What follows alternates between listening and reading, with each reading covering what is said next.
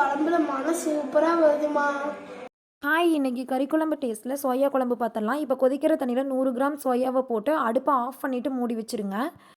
இப்போ மசாலா அரைக்கிறதுக்காக 5 வரமிளகா, 4 spoon வரமல்லி, 1 spoon சீரகம், 1 ஸ்பூன் சோம்பு, 10 குருமிளகு, 2 கிராம்பு, 2 ஏலக்காய், சின்ன துண்டு பட்டை, கொஞ்சமாக கல்பாசி இதையெல்லாம் ட்ரை ரோஸ்ட் பண்ணி எடுத்து வச்சுக்கோங்க. இப்போ 20 சின்ன வெங்காயம், 3 பூண்டு, கொஞ்சமாக இஞ்சி, 2 தக்காளி இது எல்லாத்தையுமே எண்ணெயில் நல்லா வேக வச்சு எடுத்து வச்சுக்கோங்க. இப்போ ட்ரை ரோஸ்ட் பண்ணி வச்ச எல்லாத்தையுமே பவுடராக அரைச்சிட்டு அதுக்கப்புறமா வெங்காயம் தக்காளியை பேஸ்ட்டாக அரைச்சி வச்சுக்கலாம்.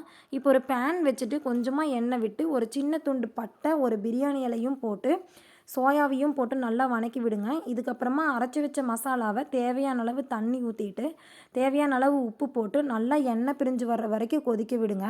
இப்போது தேங்காய் எண்ணெயில் 1 ஸ்பூன் சோம்பு, கொஞ்சமாக கருவேப்பிலை போட்டு தாளிச்சு எடுத்தால் குழம்பு ரெடி.